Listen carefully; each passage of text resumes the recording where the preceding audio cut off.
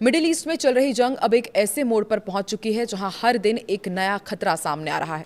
इस बार निशाने पर था अमेरिका का सबसे ताकतवर निगरानी सिस्टम, एक ऐसा विमान जो हवा में उड़ता हुआ पूरा युद्ध कंट्रोल करता है। ईरान के मिसाइल और ड्रोन हमले में अमेरिका का E-3 सेंट्री अवाक्स विमान बुरी तरह क्षतिग्रस्त हुआ है।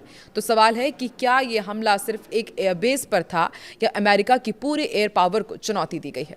नमस्कार, मैं हूं आकांक्षा और आप देख रहे हैं न्यूज़ 18 का डिजिटल प्लेटफॉर्म। 27 मार्च सऊदी अरब का प्रिंस सुल्तान एयरबेस, अचानक मिसाइल और ड्रोन हमलों की बौछार और निशाने पर अमेरिकी सैन्य ठिकाने।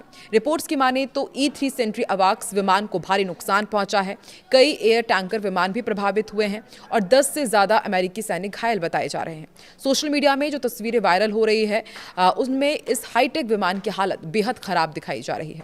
हालांकि अभी तक अमेरिकी सेना की ओर से कोई आधिकारिक बयान सामने नहीं आया है। अब आपको बताते हैं कि आखिर ये E-3 सेंट्री अवाक्स, जिसे ईरान ने इतना नुकसान पहुंचाया है, इसे इतना खास माना क्यों जाता है। तो देखिए, कोई साधारण विमान नहीं है, ये हवा में उड़ता हुआ कमांड और कंट्रोल सेंटर है। इसकी खासियत ये है कि 360 डिग्री रडार की निगरानी करता है और सैकड़ों किलोमीटर दूर तक दुश्मन की पहचान करता है, फाइटर जेट्स को गाइड करता है और पूरे युद्ध का ब्रेन की तरह ये पूरा इसे एग्जीक्यूट करता है। और ये कहना गलत नहीं होगा कि पूरे युद्ध का ब्रेन बनकर काम करना, अगर फाइटर जेट सैनिक है तो अवाक्स उसका कमांडर माना जाता है।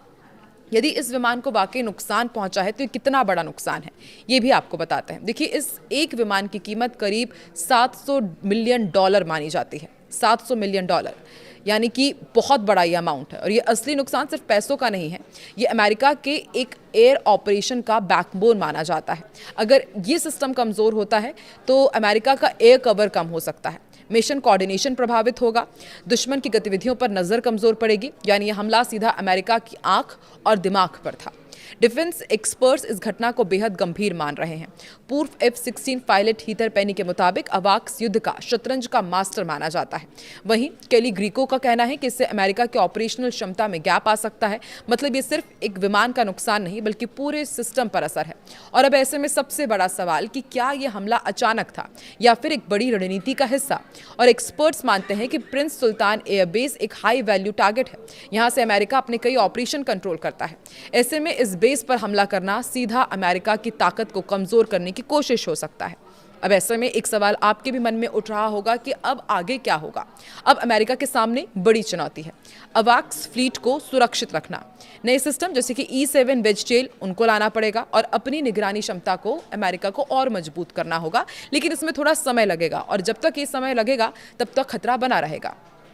एक और सवाल कि क्या यह हमला मिडिल ईस्ट में अमेरिका की ताकत को कमज़ोर कर देगा या फिर अमेरिका इससे और ज़्यादा अब आक्रामक होकर जवाब देगा। तो क्या ये सिर्फ एक चेतावनी है या आने वाले बड़े टकराव की शुरुआत है? आप क्या सोचते हैं? नीचे में कमेंट करके ज़रूर बताएं।